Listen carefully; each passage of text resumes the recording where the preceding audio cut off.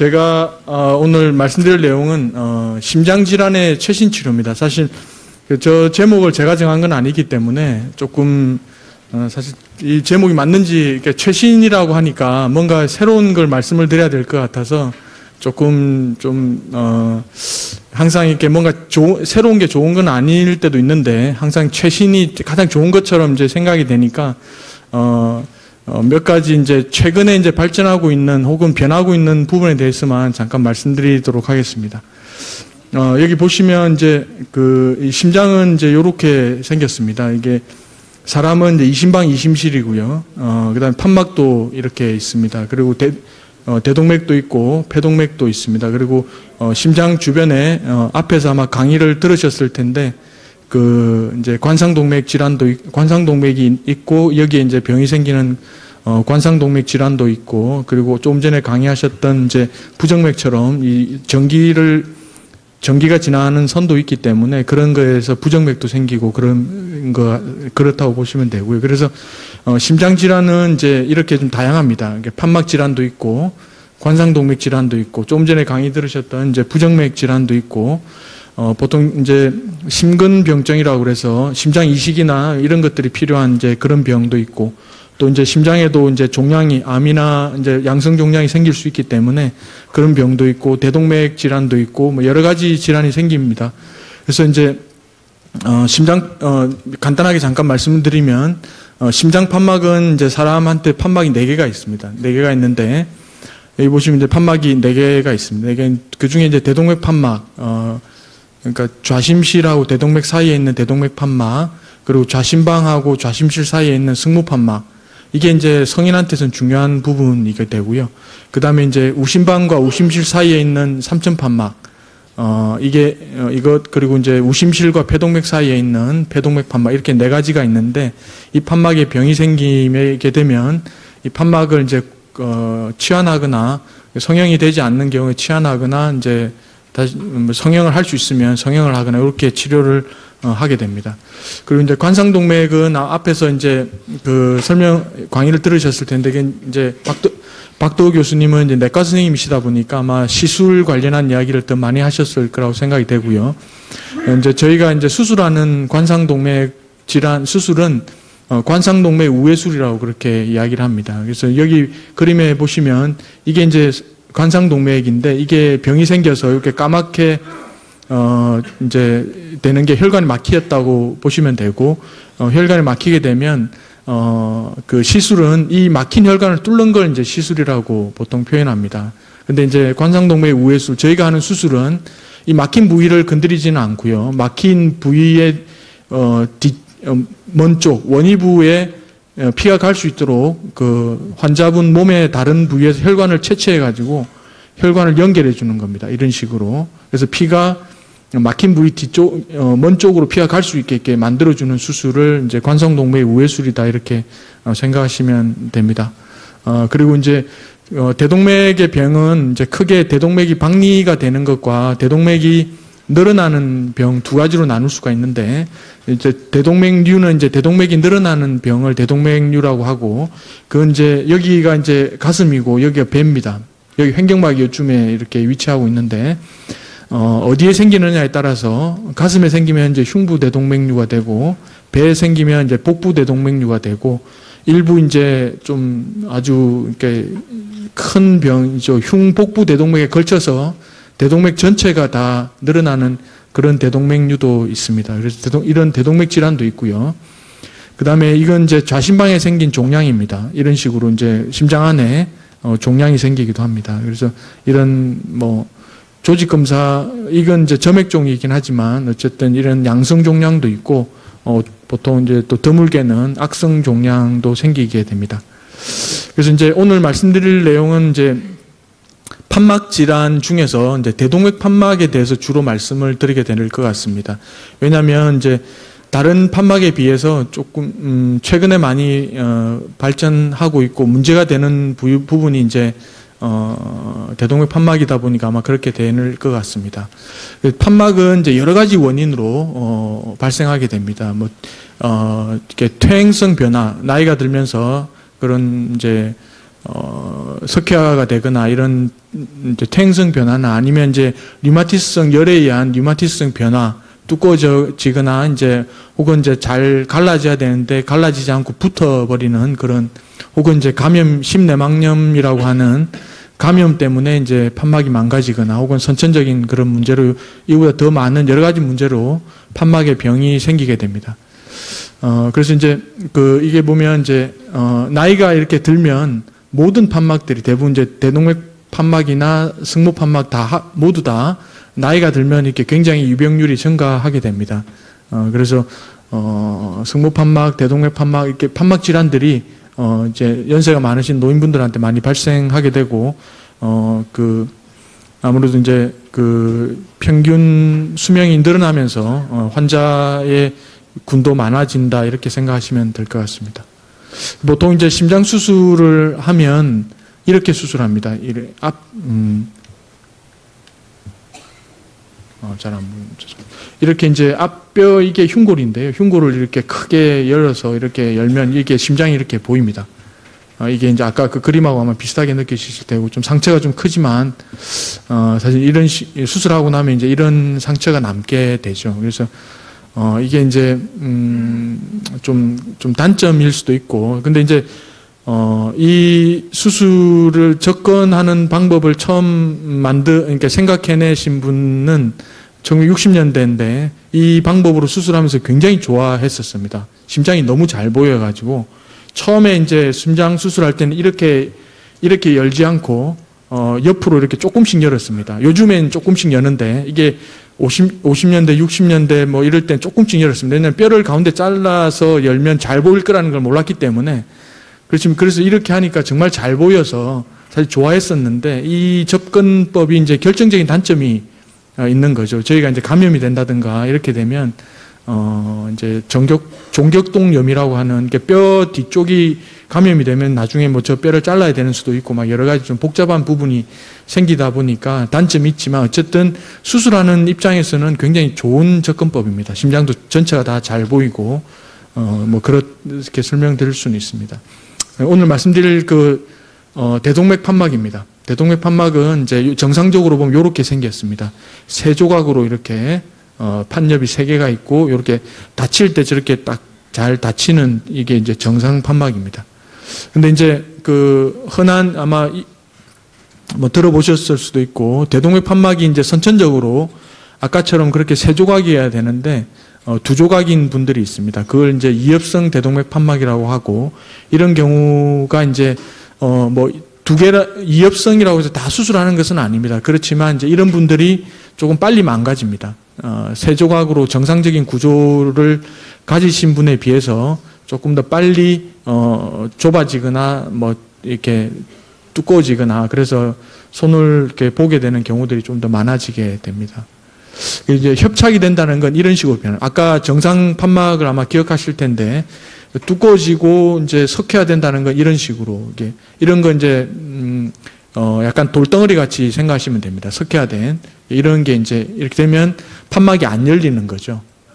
그래서 이제 협착이 좁아져서 나가는 길이 이제 좌심실에서 나가는 길이 좁아져서 좌심실이 두꺼워지고 그러면서 이제 여러 가지 증상이 생깁니다. 이렇게 되는 경우도 있고 여기서 보시면 이제 이런 식으로 이제 이게 여기가 붙어가지고 잘 안 열리는 겁니다. 이런 건 이제 류마티스성 판막 질환의 대표적인 이제 모양입니다.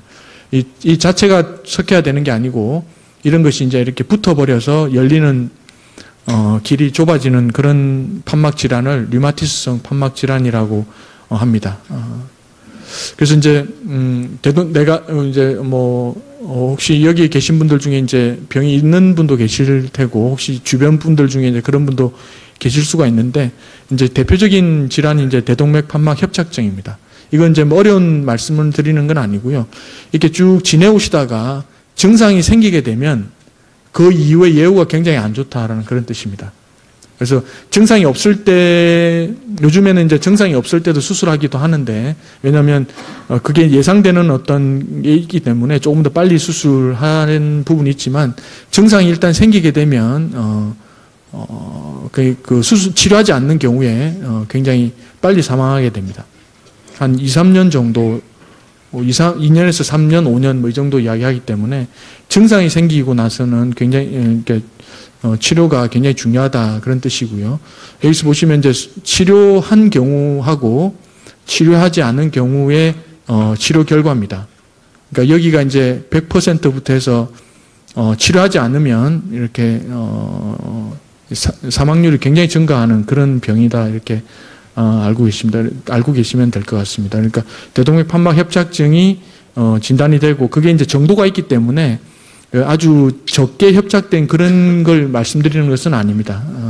이건 이제 아주 심한 대동맥 판막 협착증 중에 그 중에서도 증상이 있는 환자 여기를 비교한 거기 때문에 뭐 조금 좁아져 있는 그런 것하고 비교하는 것은 아니지만 어쨌든 증상이 있는 경우에는 치료를 하는 게 굉장히 중요하겠다. 그래서 수술은 이제 보통 이런 경우는 대동맥 판막을 갈게 됩니다. 그래서 이제 이렇게 문제가 있는 그 판막을 제거하고 새로운 판막으로 이건 기계 판막인데요.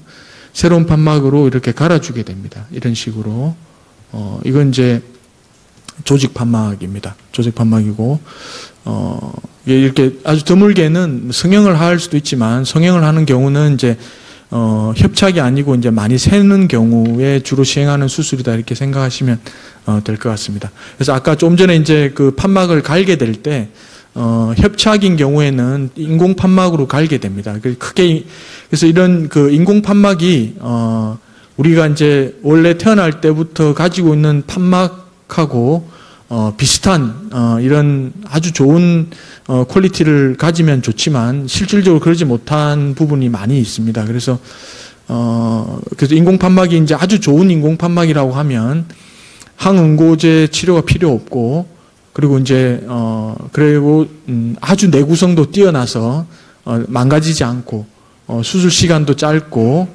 수술 방법도 쉬운 그리고 이제 판막을 넣어주고 나서 그 판막 차이의 압력 차이도 되게 적은 이런 이제 이상적인 인공 판막이 있으면 좋겠지만 실제로 그러지는 못하다는 그런 뜻입니다.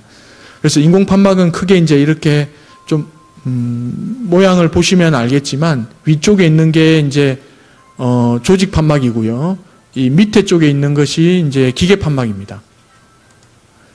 이게 이제 사실 이게 이제 한 60년대 쓰던 판막이고 이게 이제 한 80년대, 70년대, 80년대 정도에 썼던 그 정도 생각하시면 지금은 다 이렇게 생겼습니다.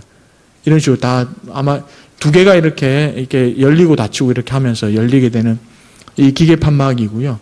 그다음에 요건 조직 판막입니다.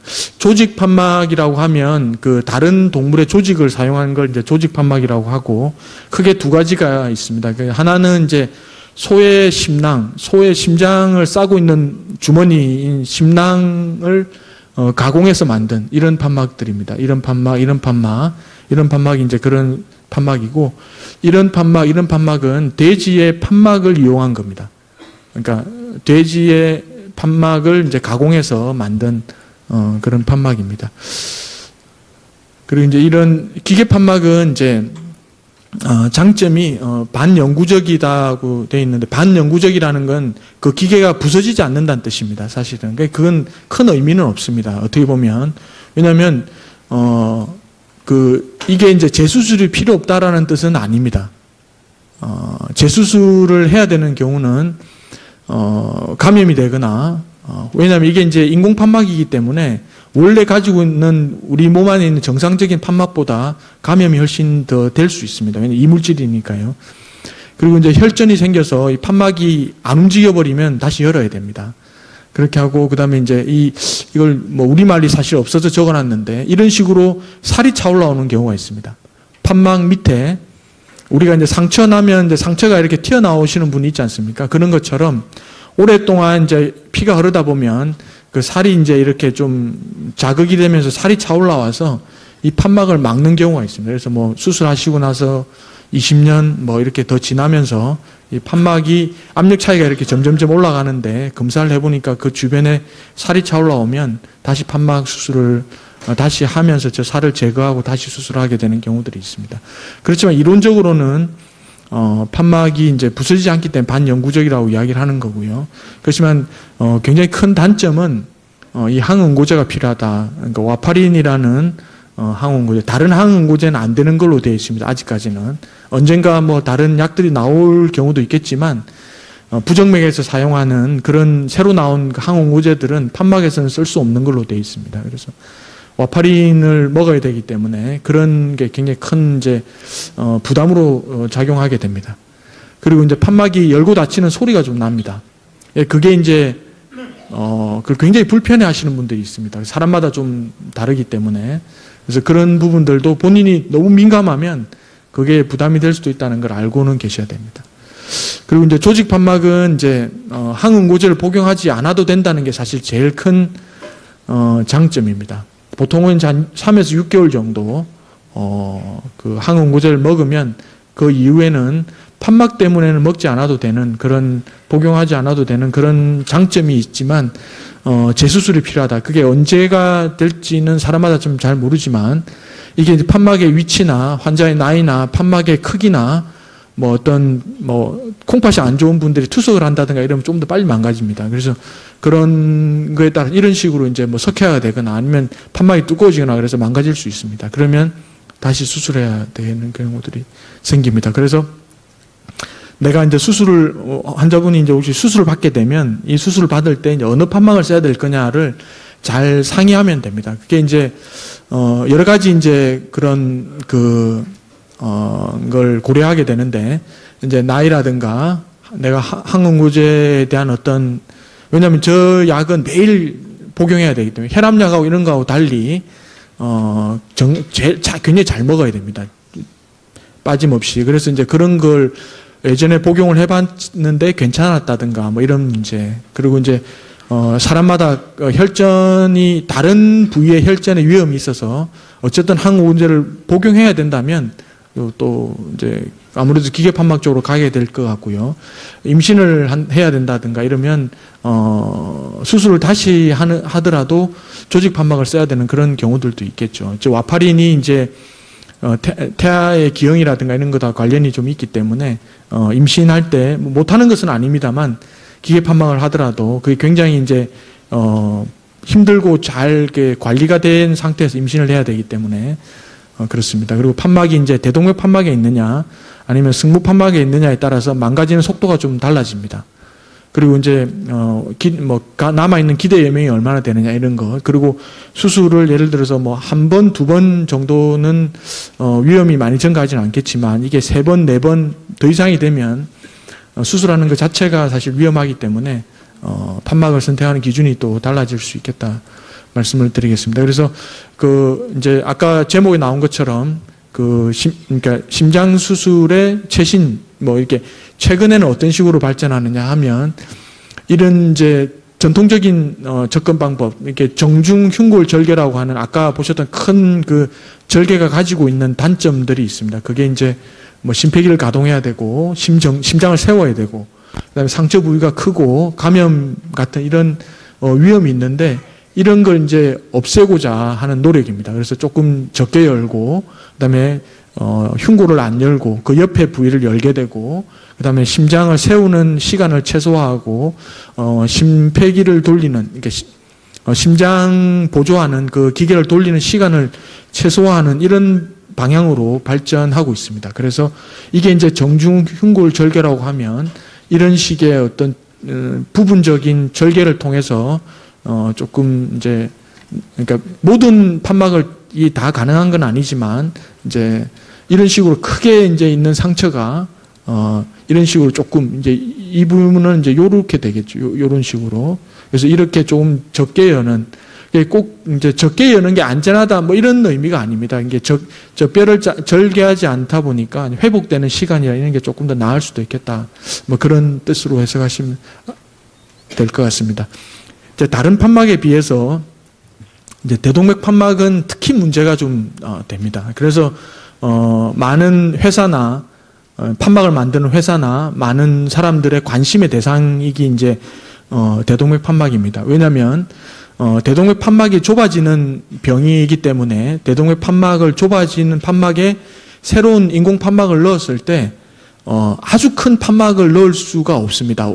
그래서 본인 사이즈가 있기 때문에 그래서 이제 같은 사이즈에서 압력 차이가 아주 작게 걸리는 좋은 판막을 만들려고 이제 노력하는 그런 이제 그 목표가 되는 그런 판막이다 이렇게 생각하시면 될 것 같습니다. 그래서 이제 그 아마 이런 그러니까 그 중에 하나가 이제 비봉합 판막 수술인데요. 이건 이제 한 60년대 처음 이런 게 이야기가 나왔었습니다. 아주 예전에. 그래서 이 판막을 이렇게 뭐 보시면 알겠지만 옆에 이제 갈고리 같은 게 나오지 않습니까? 판막을 이렇게 넣어가지고 이렇게 돌리면 갈고리가 나와서 이렇게 주변 조직에 탁 이렇게 걸리는 겁니다. 그러면 수술이 끝나는 거죠. 근데 사실 이거는 이제 이때 잠깐 하고 쓴 적은 그렇게 크게 사용된 적은 없습니다. 왜냐하면 이렇게 탁 걸리면 걸리긴 하는데 많이 새겠죠, 옆으로 많이 새고 뭐 그래서다 보니까 안 되지만 이런 이제 원리를 이용하고 그래서 최근 나온 게 이제 이런 판막들입니다. 지금 비봉합 판막은 이제 봉합을 하나도 안 하는 판막인 이 판막과 3군데 정도 혹은 4군데 정도를 봉합하는 이런 판막 2가지가 크게 이제 시장에 나와 있습니다. 그래서 이런 판막 봉합을 적게 하면 수술하는 시간을 좀 줄일 수 있고 수술하는 시간을 좀 줄이면 그 심근의 어떤 손상이나 이런 걸 줄일 수 있기 때문에 뭐 좀 안전하지 않을까 이렇게 생각해서 이런 판막들이 나오고 있습니다. 이렇게 보시면 그래서 이렇게 3군데 정도 이렇게 봉합하는 이런 판막도 있고요.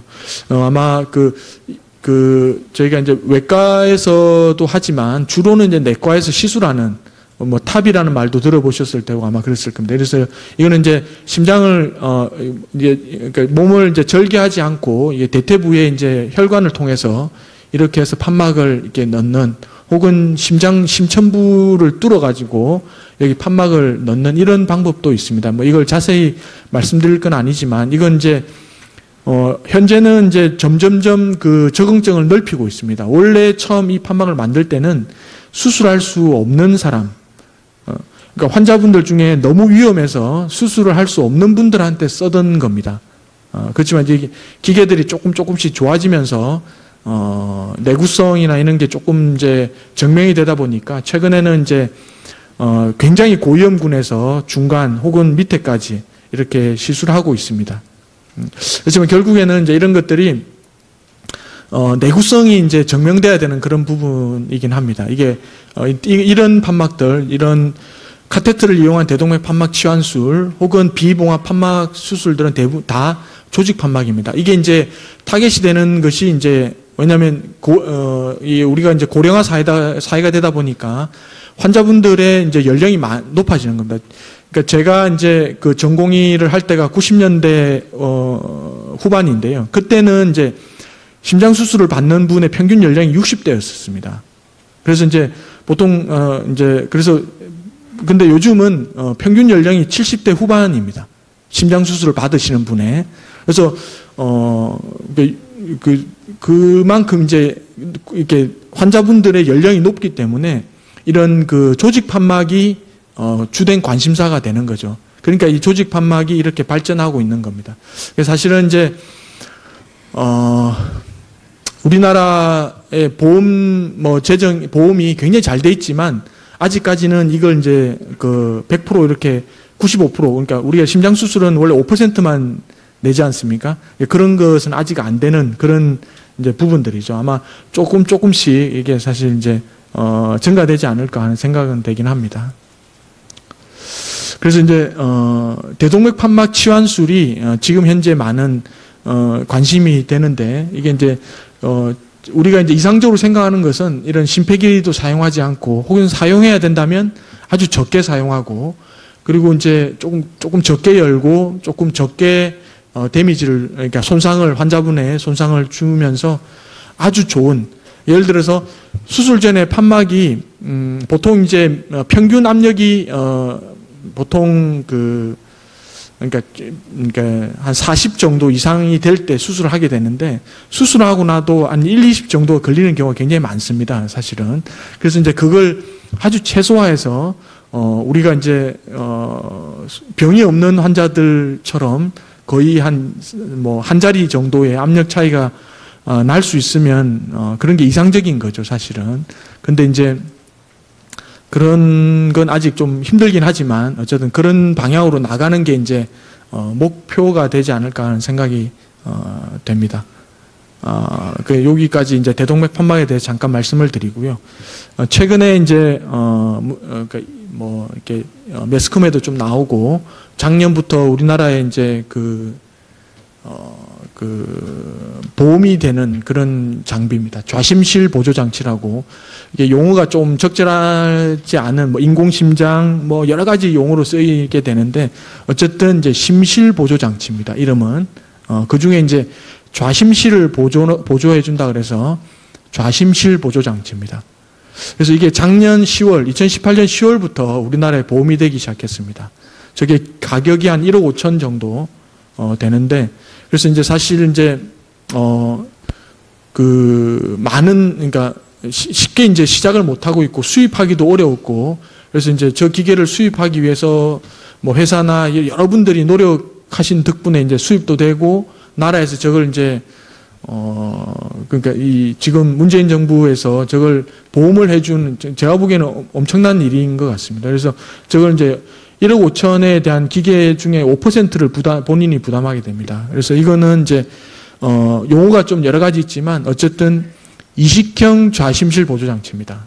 그리고 이것은 이제 말기 심부전 환자, 말기 심부전이라는 것은 여러 가지 원인이 있지만 이제 나중에 이제 심장이 완전히 나빠져서 아까 부정맥으로 생길 수도 있고 판막으로 생길 수도 있고, 아니면 원래 근육이 안 좋으시거나, 그래서 약물이나 혹은 기구 어떤 걸 해도 심장이 좋아지지 않는, 그런 거에 반응하지 않는 심부전, 그걸 이제 말기 심부전이라고 하는데, 이 두 가지 치료 방법이 있습니다. 크게. 그게 심장 이식하고 이것을 이제 보완하는 좌심실 보조 장치입니다. 그래서 이게 이제 우리나라 심장 이식 건수입니다. 저희 병원, 아시는 분도 있겠지만 저희 병원에서 이제 우리나라 최초의 심장 이식이 있었습니다. 92년 11월 11일에 다른 병원으로 옮기셨지만 이제 예전에 송명근 교수님께서 92년 10월에 처음 우리나라에서 심장 이식을 했었습니다. 그 이후에 이제 우리나라 심장 이식은 굉장히 많이, 다른 나라하고 좀 다르게 굉장히 많이 급속한 속도로 증가하고 있습니다. 근데 이제 그거보다 더 빠른 속도로 대기자가 늘고 있습니다.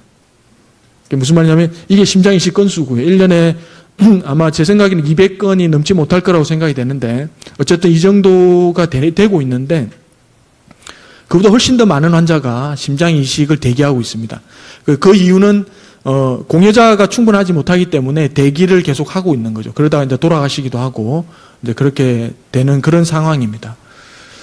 그래서 이제 나온 게 이제 좌심실 보조 장치인 거죠. 이게 이제 조선일보에 나왔던 그 사진인데요.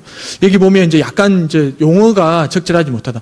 그래서 제가 잠깐 이제 말씀을 드릴까 해서, 이게 이제 그 하트메이트 2라는 좌심실 보조 장치입니다.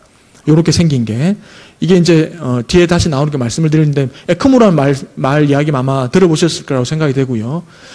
이식형이다, 혹은 바드다, 인공심장이다, 이런 용어를 많이 쓰는데, 용어가 조금 이제 좀 오해가 좀 있는 부분도 있고 좀 그래서 그렇습니다. 이게 인공심장이라는 말은 이건 이제 사실은 틀린 말이긴 한데 좀 이게 크게 사용되는 것 같습니다. 인공심장이라는 것은 그 본인의 심실이 없어질 때 인공심장이라고 이야기를 합니다. 그러니까 여기 이제 하여튼 그렇습니다. 이게 여러 가지 용어가 혼용이 되지만 정확한 용어는 심실 보조 장치, 이게 용어입니다. 여기 보시면 좌심실에다 관을 꽂아가지고 여기서 피를 받아서 이 펌프가 피를 쏴서 대동맥으로 쏴주는 겁니다. 그래서 좌심실이 일을 하지 않아도 저 기계가 피를 뽑아서 이제 대동맥으로 쏴주는, 그래서 좌심실을 보조해 준다 그래서 좌심실 보조 장치입니다. 그리고 이 기계에 이제 펌프가 몸 안에 있기 때문에 이게 이식형입니다. 예전에 이 펌프가 몸 밖에 있는 것들은 또 다른 부분입니다. 그래서 여기 있지만 문제는 뭐냐면 선이 몸 밖으로 나옵니다.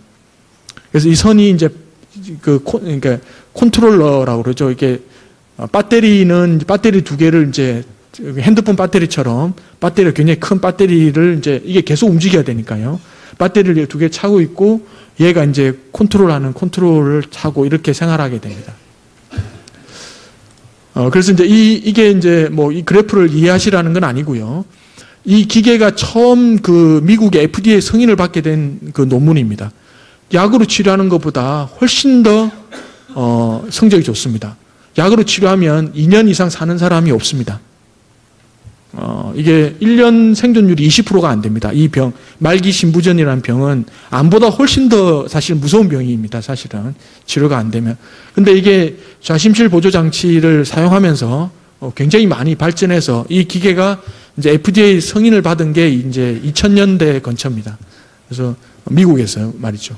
그래서 이건 이제 이걸 보시라는 건 아니고요. 이게 여러 가지 종류가 있는데, 이 보면 이제 기계가 몸 밖으로 이렇게 나와 있는 기계가 예전에 있었습니다. 이게 이제 80년대, 70년대 외국에서 쓰던 그 기계들입니다. 그리고 이게 이제 몸 안으로 들어온 거죠. 여기 보시면 이런 기계가 이제 몸 밖에 있다가 몸 안으로 들어온 겁니다. 이게 뭐냐면 병원을 나갈 수 있다는 뜻입니다. 아까 이런 기계는 병원에 있어야 됩니다. 저 기계를 달고 병원에서 살아야 됩니다. 근데 이제 굉장히 큰 발전이죠. 이걸 가지고 집으로 갈 수 있다는 그런 뜻입니다. 그래서 이제 이 기계가 또 이렇게 프로펠러처럼 이렇게 돌아가는 애도 있고, 이렇게 원심 분리하듯이 이렇게 막 뺑 도는 애도 있고 그렇습니다. 그래서 이제 이런 좌심실 보조 장치는 크게 두 가지 적응증이 있는데, 하나는 이제 좀 빨리 하겠습니다. 그 심장 이식을 받을 때까지 환자분을 이제 이렇게 살리는 역할을 합니다. 그러니까 환자분이 점점점 나빠졌는데 대기자가 없으면 계속 나빠지다가 돌아가시게 되는 그런 일이 발생하는 거죠. 그러니까 나빠지고 있을 때 저 기계를 이용해서 대기하는, 그래서 심장 이식을 받을 수 있도록 하는 그런 역할을 하나 하고, 혹은 이제 심장 이식을 받을 수 없는 환자도 있습니다. 너무 고령이거나 혹은 동반된 질환이 너무 많은 경우에, 당뇨가 아주 심하거나 뭐 여러 가지 병 때문에 심장 이식을 받을 수 없는 환자, 그런 분들은 이제 영구적인 치료 방법으로 이렇게 사용하고, 혹은 이제 뭐 이렇게 소수의 이제 적응증은 뭘 해야 될지 잘 몰라서 우선 달고 이제 치료하는 경우, 혹은 저걸 달고 나면 심장이 좋아지는 경우가 있습니다. 일시적으로 급하게 이렇게 나빠졌다가 저 기계를 도와주고 이렇게 지내다 보면 심장이 회복되는 경우가 아주 드물게 있습니다. 그래서 그건 아주 소수의 이제 적응증이라고 할 수 있겠습니다. 이 그래프도 이게 좀 그렇지만 이제 얼마나 많은 이제 심장 이식할 때 이런 바드라는 게 아까 좌심실 보조 장치입니다. 이 칸이 너무 길어가지고 제가 이걸 이렇게 써놨는데, 이게 세계 심폐 이식 학회에 보면 한 50% 환자가 우리나라 말고 전 세계에서 보면 심장 이식을 받는 환자들이 한 50% 정도가 저 기계를 달고 받는다는 뜻입니다. 무슨 말이냐면 저 심장 이식을 받으려고 기다리는 동안에 저 기계의 도움을 받아서 이식까지 가게 된다, 그런 뜻입니다. 우리나라도 이제 작년에 보험이 되다 보니까 이건 넘어가겠습니다. 아마 저런 쪽으로 가지 않을까 지금 생각을 하고 있습니다. 우리나라에서 지금 가능한 크게 두 가지입니다. 이 하트메이트2라는 기계고, 이걸 이제 심실에 꽂게 됩니다. 요게 이제 H바드라는 이제 기계인데, 좌심실에서 뽑아서 요렇게 대동맥으로 보내는 겁니다. 그러니까 좌심실을 보조하는 겁니다. 하트메이트2라는 기계 이런 식으로 이제 배터리하고 차고 있고요. 그다음에 H바드라는 것도 비슷합니다. 배터리하고 컨트롤러를 이렇게 차고 있습니다. 그래서 이제 이 기계가 점점 작아지고 있습니다. 예전에 한 1kg 되는 기계였다가 지금은 한 200g 전후 정도 됩니다. 이것도 이제 그 판막하고 똑같이 안에 기계가 있기 때문에 항응고제 치료가 필요합니다. 이 기계도. 그래서 항응고제를 쓸 수 없는 환자는 저 기계를 달 수가 없습니다. 어디가 급하게 출혈이 되거나 이러면 저 기계를 달 수 없다는 뜻입니다. 그리고 이제 이게 이제 환자 몸으로 나와 있는 그 전선 같은 전선입니다. 그래서 이게 이제 컨트롤러에 연결되는 그게 몸 밖으로 이렇게 뚫고 나오기 때문에 여기가 감염이 잘 될 수 있습니다. 그래서 그런 감염의 문제가 남아있고, 이게 이제 조금 더 기술이 좀 발전하면, 배터리까지 몸 안으로 들어가게 되는 그런 게 이제 작년에, 성공을 하긴 했습니다. 임상적으로. 그렇게 모든 게 몸 안에 있으면, 저런 게 훨씬 더 감염도 적고 그렇게 되겠죠. 저게 뭐냐면, 목욕을 하기 어렵습니다. 저 환자분들은. 샤워는 할 수 있는데, 샤워하려면 이제 저걸 딱 캡을 씌워가 잘 막고 이렇게 샤워를 해야 되거든요. 목욕탕에 들어가는 건 굉장히 좀 어렵기 때문에 그런 아주 결정적인 단점이 있습니다. 삶의 질 지표는 빨간색이 안 좋은 건데 수술해주고 나면 굉장히 좋아진다 그런 뜻입니다.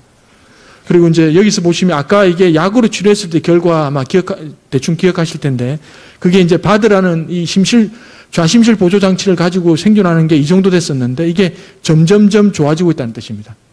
이게 이제 2000년대 초반, 2010년대 오면서 이 기계가 점점 좀 발전하면서 아마 기계가 점점 좋아지고 있다 그런 뜻입니다.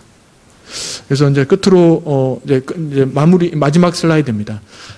심장 수술의 최신 경향은 아까 말씀드린 대로 이제 어떤 전통적인 심장 수술의 접근법이 가지고 있었던 그 단점을 보완하기 위해서 조금 더 적게 이렇게 환자분의 절개를 가하면서 조금 더 효과적이고 안전하게 하려는 쪽으로 노력하고 있지만 그게 이제 아직은 이제 완벽하지 못한 그런 상황이다 이렇게 생각해 주시면 될 것 같고 점점 좋아지지 않을까. 그리고 이제 나라가 발전해서 그런 그 고가의 장비 이런 것들을 조금 더 사실 우리나라처럼 이렇게 잘 되는 나라도 없긴 합니다만 좀 더 좋아지면 더 좋겠다라는 뜻이고요. 그리고 좌심실 보조 장치라는 것이 작년에 보험이 되면서 말기 신부전 환자 치료에 어떤 우리나라에서도 큰 변화가 앞으로 예상이 된다는 그런 말씀드리면서 마치고 혹시 아까도 말씀드렸지만 본인이 가지고 계신 병을 저하고 여기서 이야기하는 것은 제가 보기엔 적절하지 않다는 생각이 듭니다. 그래서 혹시 궁금하신 게 있으면 한 2분 정도만 질문을 받겠습니다.